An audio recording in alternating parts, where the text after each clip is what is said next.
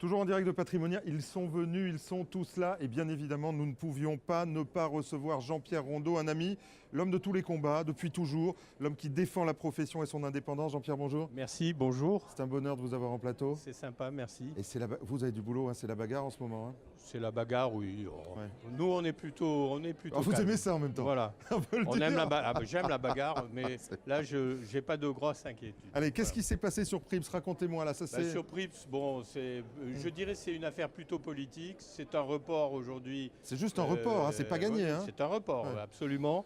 Mais moi, sur Prips, j'ai demandé à mes adhérents d'être confiants parce que le pire qui peut nous arriver, Sonia nous avait alerté là-dessus, le pire, c'est demain d'être contraint à presque une monogestion. Ça serait une catastrophe pour le métier, non? Non, pas du tout, parce que ça serait dommageable pour nos clients. Ben oui, donc pour le métier? Non, parce que quelles seraient les autres solutions pour nos clients? D'accord. L'avantage, c'est que nous pouvons toujours choisir 4 compagnies différentes, par exemple pour un certain capital, partager donc avec des compagnies qui auraient une espèce de monogestion, ok, mais qui auraient aussi quelques fonds diversifiés. Donc on aura toujours un avantage par rapport au CGP des banques et autres. Et puis la deuxième chose, même si c'était le pire, c'est-à-dire que demain on soit contraint juste à la monogestion et à un contrat, eh ben on aura toujours l'avantage du conseil, de la proximité, tous les avantages du CGP. Mais alors, j'entends ce que vous dites, bien évidemment. De toute façon, au fond, il faut se bagarrer contre ça. Mais malgré tout, cette histoire, les CGP ont quand même grandi avec aussi la gestion indépendante, par exemple. C'est vrai. Bon, je ne pourrais pas tous les citer, mais Carmignac, DNCR, l'Échiquier et tous les autres. Et on nous dit aujourd'hui, Prips, ça serait la fin de ces maisons parce qu'elles n'auraient plus la porte d'entrée. Alors, je suis un peu d'accord. Là, je suis totalement d'accord et je trouve que ça serait dommageable. Même pour l'industrie française. Pour l'industrie dans son ensemble, pour les sociétés de gestion et notamment celles qui sont moyennes ou voire petites. Et ça serait une catastrophe pour les clients. Mais les CGPI, dans le contexte, n'ont pas à repartir dans une espèce de dépression qu'on a connue avec les honoraires. D'accord. Avec les rétros. Oui.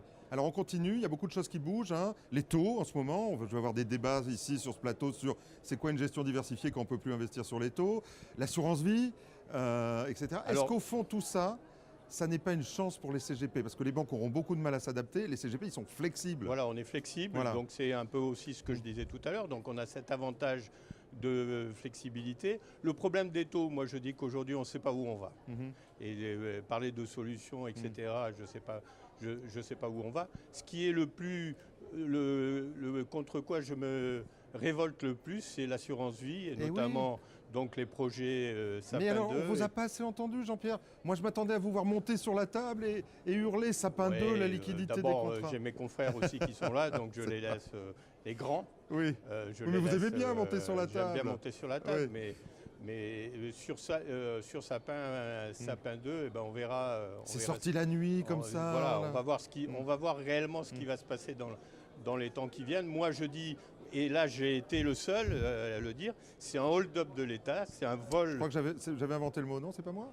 Ah non, reprends les trucs. Mais c'est possible. Hein, non, je rigole, c'est pas grave. De toute façon, on se ressemble beaucoup, donc il est possible qu'on ait fait les deux. Mais moi, je dis que c'est un hold-up de l'État et c'est pour ça. Et l'eurocroissance, c'est un hold-up.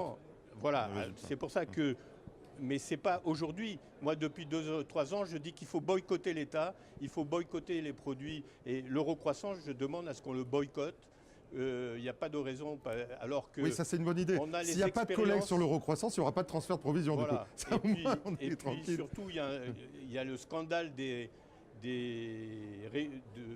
l'abandon des défiscalisations. Par exemple, la première affaire GESDOM, l'affaire Finaria, etc.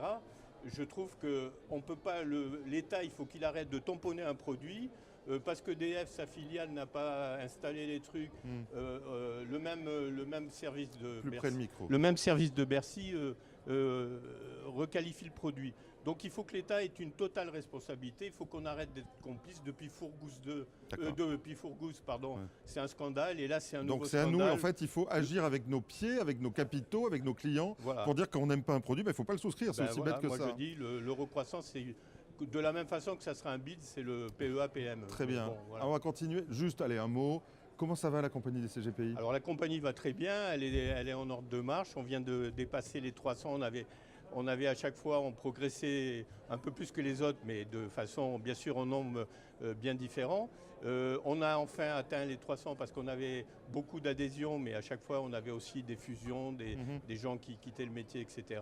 Donc, on vient de dépasser les 300. Et puis, je suis en train de préparer donc ma sortie pour l'année prochaine. Oh, pas si donc, vite.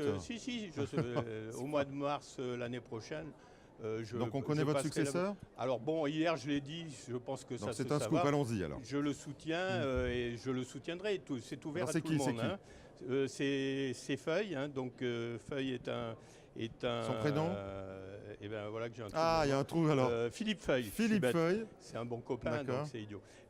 Philippe Feuille, il a un cabinet assez gros pour avoir des collaborateurs et pouvoir venir. C'est pas un truc gigantesque, mais il peut se libérer. Donc il est à Bordeaux, il viendra sur Paris. C'est quelqu'un qui est beaucoup plus calme que moi, beaucoup plus meilleur. Donc l'élection est ouverte, mais vous le parrainez et vous dites. Je le parrainerai et je parrainerai la liste avec lui, c'est-à-dire que j'ai proposé un vice-président, j'ai proposé 2 vice-présidents et j'ai proposé déjà le secrétaire général Mais vous resterez là, voilà. On vous verra encore. Alors, si mon président vous aurez le droit de vous exprimer quand même. Que soit comme administrateur, mais je ne le souhaite pas, soit comme conseiller. Je garderai une activité déontologie. Vous garderez une activité épistolaire, je n'en doute pas. Une minute, cher ami. Et merci d'avoir été sur ce plateau et on sera à votre assemblée générale, bien sûr, pour suivre tout ça de près. À bientôt. Merci.